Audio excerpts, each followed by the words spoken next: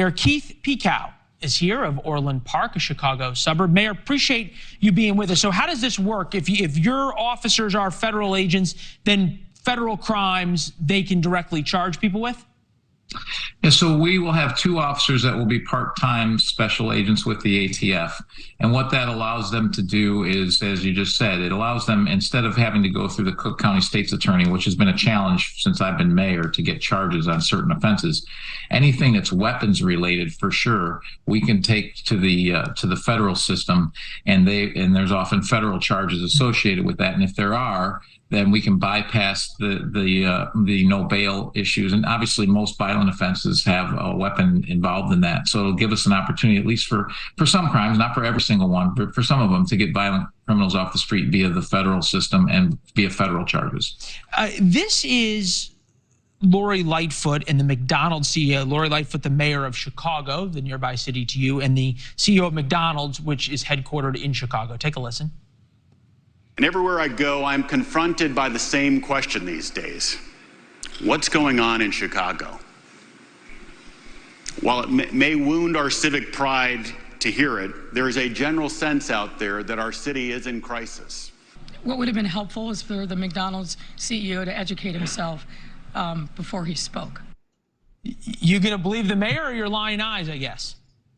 Yeah, the mayor is living in a dream world. Of course, she's surrounded by like 13 officers giving her protection. But I know that the people in my town, I mean, you know, I love Chicago. I moved back here after I left the military, and it's not the same place that it was, and it's happened under her watch. Would you recommend your children or the children of friends of yours move to either Orland Park or Chicago right now, given the crime? Well, I would tell people that if you're going to move to the Chicagoland area, Orland Park is a great place to live. But the city of Chicago, you know, the people that live in Orland Park used to go there a lot, and I know a lot of people that go there very rarely, including us, because of the situation there. And the stats don't lie; the crime is way up in the last 4 to 5 years under her watch. Yeah, 2022, 497 homicides, 11,540 vehicle thefts. 1,400, almost 1,500 sexual assaults, robberies, 5,900.